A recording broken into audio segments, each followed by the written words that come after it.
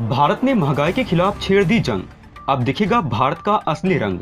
भारत का बड़ा कदम देखकर दुनिया अचंभे में। अमेरिका को चीन की मिली हिदायत, क्या अमेरिका के कान में जू रेंगेगा? दोस्तों, जिस तरीके से महंगाई बढ़ रही है उसको देखते हुए भारत ने एक जंग छेड़ दी है।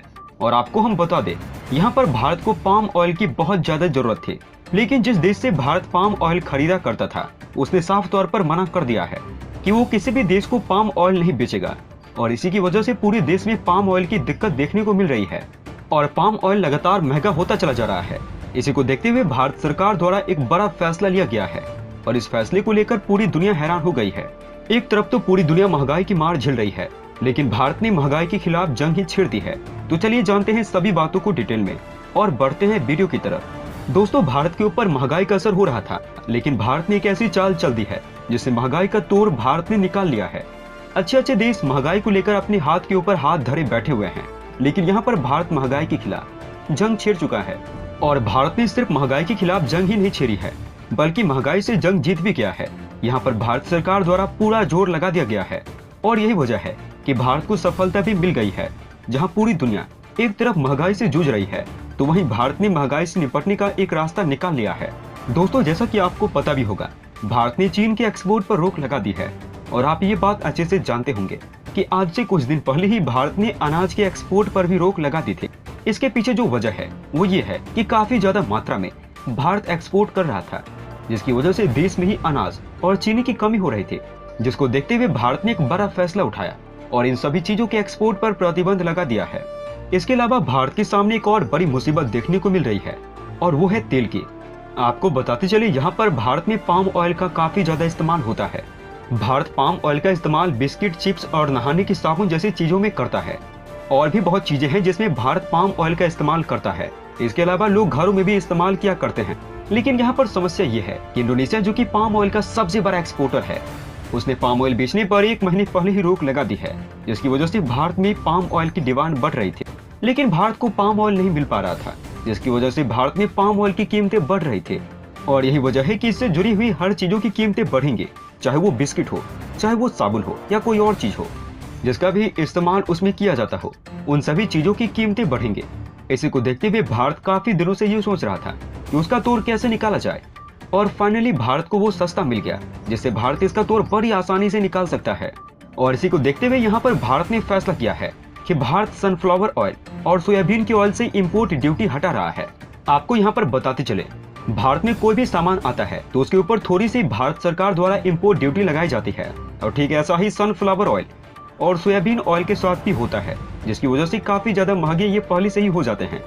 इसी को देखते हुए यहाँ पर भारत ने इम्पोर्ट ड्यूटी हटा दी है, जिसकी वजह से वो काफी ज्यादा सस्ते हो जाएंगे। दोस्तों, यहाँ पर पाम ऑयल को सनफ्लावर ऑयल या सोयाबीन ऑयल से रिप्लेस नहीं किया जा सकता है, लेकिन यहाँ पर जब तक पाम ऑयल नहीं मिलता है तब तक इसका इस्तेमाल किया जा सकता है। और भारत कोशिश में लगा हुआ है कि इंडोनेशिया से भारत काफी अच्छी मात्रा में पाम ऑयल खरीद ले। दोस्तों, यहाँ पर पाम ऑयल, सोयाबीन ऑयल और सनफ्लावर ऑयल को मिला जुला कर भारत इस्तेमाल करने वाला है। और यही चीज है जिसकी वजह से यहाँ पर पूरी दुनिया में भारत की तारीफ की जा रही है और भारत की रणनीति देखकर दुनिया ने अपना सर पकड़ लिया है। दोस्तों, भारत की इस रणनीति को देखकर आप क्या कहना चाहेंगे? क्या भारत ने जो कदम उठाया है वो सही है? क्योंकि कोई और रास्ता भारत के सामने था नहीं और भारत ने कम से कम एक कदम तो उठाया। वही पूरी दुनिया अपने हाथ पर हाथ रखकर बैठी हुई है और महंगाई का तमाशा देख रही है। लेकिन भारत कोशिश कर रहा है कि वो महंगाई को खत्म कर सके और यकीन मानिए, भारत इसमें कामयाब भी होता हुआ दिखाई दे रहा है। भारत के इस फैसले पर आप क्या कहना चाहेंगे? आप हमें नीचे कमेंट बॉक्स में लिखकर बता सकते हैं। दोस्तों, वहीं दूसरी तरफ अमेरिका ने भी चीन को हिदायत दी है कि वो अंतर्राष्ट्रीय नियमों का पालन करे। अमेरिकी विदेश मंत्री एंटनी ब्लिंकन ने गुरुवार को कहा कि संयुक्त राज्य अमेरिका चीन को वैश्विक अर्थव्यवस्था से अलग कराना नहीं चाहता, लेकिन बीजिंग को अंतर्राष्ट्रीय नियमों का पालन करना होगा। ये एक शीत युद्ध के बारे में नहीं है, ये दुनिया को कठोर वैचारिक खाकों में विभाजित करने के बारे में नहीं है। अधिकारी ने कहा कि ये एक तरह से अंतर्राष्ट्रीय व्यवस्था को पुनर्जीवित करने के बारे में है, जो दशकों से शांति और समृद्धि के मूल सिद्धांतों की रक्षा करती है। आपको बता दें कि ट्रंप के कार्यकाल में अमेरिका और चीन के संबंध सबसे निचले स्तर पर गिर गए थे। अब राष्ट्रपति जो बाइडेन के नेतृत्व में दोनों देशों के रिश्तों में और अधिक खटास आ गई। अमेरिका ने अब तक चीनी सामानों पर ट्रंप के समय के व्यापक टैरिफ को बनाए रखा। दोस्तों, यहाँ पर अमेरिका कोशिश कर रहा है कि अमेरिका की बात चीन को समझ में आ जाए और चीन इस बात को प्यार से मान ले, क्योंकि आप ये बात अच्छे से जानते हैं कि यहाँ पर चीन हिंद प्रशांत महासागर में अपना कितना ज्यादा दबदबा बनाकर चल रहा है। इसी को लेकर यहाँ पर भारत, अमेरिका, जापान और ऑस्ट्रेलिया द्वारा कदम उठाया जा रहा है। यहाँ पर क्वाड देशों की मीटिंग भी इसलिए ही रखी गई थी। लेकिन यहाँ पर ऐसा कहना भी गलत नहीं होगा कि चीन अपनी आखिरी कोशिश तक ये कोशिश करता रहेगा कि उसका इंडो पैसिफिक से दबदबा कम न हो सके। यही नहीं, मौजूदा वक्त में अमेरिका ने चीन के बढ़ते प्रभाव को धूमिल करने के लिए इंडो पैसिफिक सहयोगियों के साथ घनिष्ठ संबंध भी बनाए हैं। हालांकि बाइडेन दुनिया की दूसरी सबसे बड़ी अर्थव्यवस्था और वाशिंगटन के मुख्य प्रतिद्वंदी चीन को लेकर अपनी औपचारिक रणनीति की घोषणा नहीं करने के कारण आलोचकों के निशाने पर है। उनको विदेश नीति पर नजर रखने वालों की आलोचना का सामना करना पड़ा है। बाइडेन विदेश नीति के मसले पर रिपब्लिकन के भी निशाने पर हैं। पिछले साल अफगानिस्तान से अमेरिका की शर्मनाक वापसी और यूक्रेन पर रूसी हमले समेत विदेशी आक्रमणों ने बाइडेन के लिए चुनौतियां पेश की है। बाइडेन ने चीन को वैश्विक नेता के रूप में अमेरिका से आगे नहीं बढ़ने देने की प्रतिबद्धता जताई है। हाल ही में अमेरिका और भारत ने कई सहयोगी देशों के साथ मिलकर इंडो पैसिफिक इकोनॉमिक फ्रेमवर्क के गठन का संकल्प लिया है। वही इंडो पैसिफिक इकोनॉमिक फ्रेमवर्क से तिलमिलाए चीन ने एक बार फिर इस संगठन को लेकर सवाल उठाए हैं। चीन ने कहा कि हिंद प्रशांत क्षेत्र के कई देशों को ये चिंता है कि IPEF उन्हें चीनी अर्थव्यवस्था को अलग कर देगा। जापान की राजधानी टोक्यो में क्वाड शिखर बैठक से एक दिन पहले सोमवार को अमेरिका ने इसका उद्देश्य हिंद प्रशांत क्षेत्र के देशों के बीच आर्थिक सहयोग बढ़ाना और उन्हें चीन के ऋण के जाल में फंसने से बचाना है। बुधवार को प्रेस कॉन्फ्रेंस में चीनी विदेश मंत्रालय के प्रवक्ता वांग वेनविन ने कहा, सहयोग के नाम पर यह फ्रेमवर्क कुछ देशों को अलग थलग करने का प्रयास करता है। IPEF ने चीन के अलावा उनके करीबी माने जाने वाले हिंद प्रशांत क्षेत्र के देशों को शामिल नहीं किया गया है, जिसमें लाओ, कंबोडिया और म्यांमार शामिल है। वांग ने कहा कि IPEF अमेरिका के नेतृत्व वाले व्यापार नियमों को स्थापित करता है, औद्योगिक चेन व्यवस्था का पुनर्गठन करता है और चीनी अर्थव्यवस्था से क्षेत्रीय देशों को अलग करता है।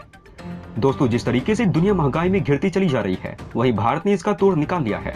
भारत ने ये तो समझ लिया है कि महंगाई को कम नहीं किया जा सकता जब तक कि उसे लड़ा नहीं जा सकता।